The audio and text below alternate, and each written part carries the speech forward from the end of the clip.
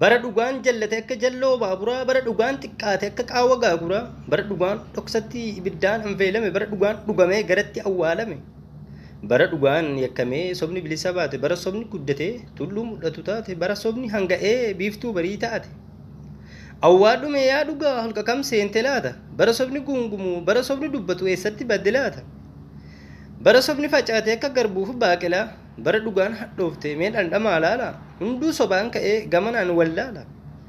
Yaa soba yaa sobdu yaa nama gidiraa, nama jajallistee nuuf taate gidiraa, osoo dhugaa beektuu kakatta waan biraa, arrabaan kaabaa jigsee ollaa walit dira. Yaa hanqaaquu sobaa osuman daraarin tasuma wal hora. Ati quban qabdu hojiin kee waan biraa, gaarii yoo daladdees siin jedhu waan biraa, kallattimaan deemu hojii kee jijjiiraa. Dhugaan qaqallattee dukkanaa'us barri, sobni hanga'ee man qaraarus dharri, injifannoon keeti hangam turtuus bari, ni qallata malee dhugaan kutu dharri.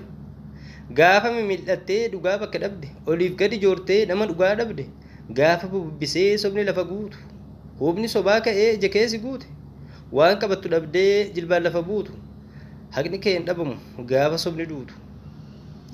Asiif achi jettee dhabduus waan qabamu, dhugaa lafan buusin bullaan falli hin dhabamu.